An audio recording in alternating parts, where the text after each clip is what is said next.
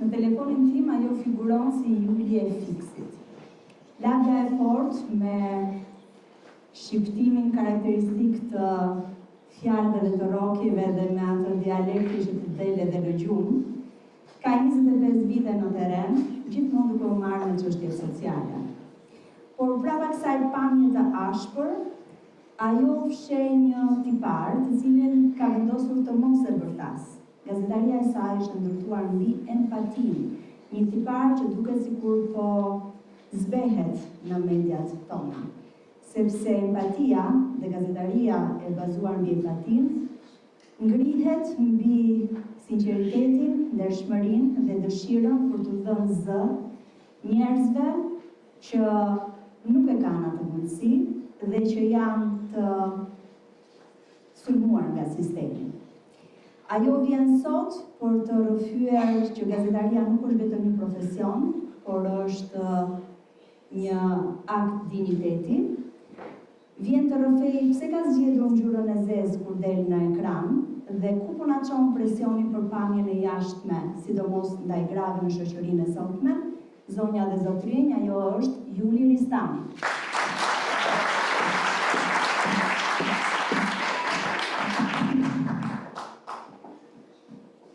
Mirëmbrëma. Unë quhem Juli Ristami. Për 25 vjet kam punuar dhe punoj si gazetare. Shumicën e këtij çerek shekulli kam qenë gazetare terreni, malor, fushar, shoqëror, armiqësor, mashkullor. Kam dashur të flas njerëzve me zemër në dorë, duke i parë ata drejtë në sy, pa u spërdredhur gjatë komunikimit tonë. Kam dashur të udhëhiqem nga vërteta, pa rrena, pa lustra, troç, siç është shoh dhe siç ka ndodhur ngjarja. Kam projektuar tek tjetri nënën time, baban, dajën në fshat, tezën gjithë hallën në Greqi, djalin tim, student ekselent, jashtë Shqipërisë. Ndërsa personazhi fliste, unë pyesja veten time, po sikur ky të jetë njeriu yt, çfarë do bëje? Jam u thequr nga parimi, shkëlqe në minutazhin tënd televiziv. Pra atë çështje që do ta trajtosh në dritë. Realizoje pas një tëmet. Sigurisht, ka njerëz që nuk ju pëlqej, nuk ju ri simpatike, por unë them me vete sa keq që nuk patëm mundësinë të më njihin nga afër. Nuk ndalem shumë tek ky grup i njerëzish, dhe energjisht gjithashtu. Vazhdo përpara, i them vetes. Osum kohë me kocira që kanë si qëllim pikërisht atë, të të thithin energjinë dhe të mos lënë të bësh punën që di të bësh më mirë, të shkëlqesh. Jam munduar që diçka ta bëj me përgjegjësi shumë të lartë, pa i selektuar temat, teme madhe, teme vogël, teme bushme, teme pa bushme. Një ditë shoqja ime e ngushtë, pasi kishte parë një film, ishte përfshirë shumë në të, dhe vjen dhe më thotë, Juli, sikur të ndodhte edhe mua, ajo që i ndodhi atij çiftit në film që humbën jetën në një aksident automobilistik, nëse do të ndodhte edhe mua, unë do të bëja testament që fëmijët e mi t'i rrisje dhe t'i edukoje ti.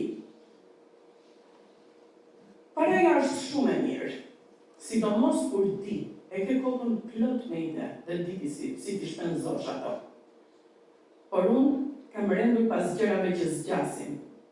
Kam rendur pas nderit, dignitetit, respektit, njerëzores, dëmshurisë. Njeriu në jetën e tij të përditshme nuk flet vetëm me gojë, flet me gjithçka. Emigrantët dikur në Amerikë para dhe gjatë luftës së parë botërore i zgjidhnin edhe nga mënyra se si ngjisnin shkallët. Edhe ajo tregonte shumë për atë njeri, se sa do ta begatonte kombin ardhja e tij në tokën e premtuar. Njeriu flet me kaligrafin, me duar, me mimika, me veshjen e tij. Në një takim, palët harxojnë 17-18 minutat e para vetëm duke bërë mendime për veshjen e palës tjetër. Unë kam zgjedhur që veshja ime të mos flas fare. Mendimet për të zgjasin 5 sekonda. Dhe i gjithë kohën tjetër ta marr vetëm personazhin, ndërveprimi me të, çfarë po thot ai. Sigurisht që dollapet i kam plot me rroba me ngjyra. Por unë kam zgjedhur bluzë të zezë pambuku për terren me jakë rrumbullake, bazike totalisht. Dua t'i qasem shpejt dhe njerëzisht, ati që ka hap, që qanë shpirti për pensionin e ullët, që trajtohet me një pagesë sa kisharake, aq dhe fyese. Për fëmijët që emigruan dhe që i kanë prindrit shurt në përshtëpi. Për studentët që kthej studiojnë mjeksi dhe inxhinieri dhe nga ana tjetër punojnë fort. Për fermerin që rropatet dhe prap fiton. Për plakun e braktisur, në fshatin e braktisur. Dua të flas për intelektualin që po ja merr frymën mediokriteti, solidariteti paftë.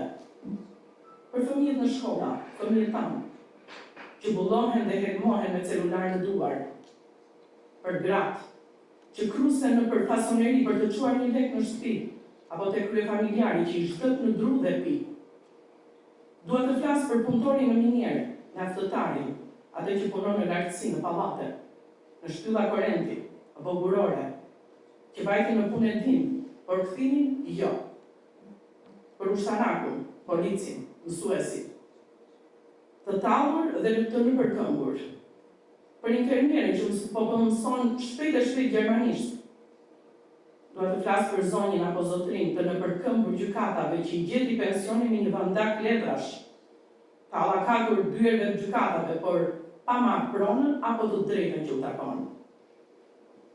Për djalin apo për vajzën në lule të rinis, që dëndet me ilaçe për trurin, i torturuar nga mendimet dhe mungesa e shpresës. Unë për këta dhe me këta dua të flas. Gjithë jetën jam mbrirur të rreshtohem krah të pafuqishmit, të shtypurit, të përbuzurit, atij që nuk ka pushtet, s'ka parafe, s'ka miq, hallexhiu që i digje xhami, që çfarë nuk do të jepte, që një njeri tjetër ta dëgjonte sikur edhe 5 minuta marazin që ka.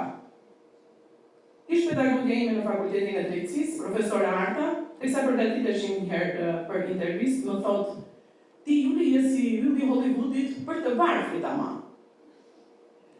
Ma përndodhi gjithë punën.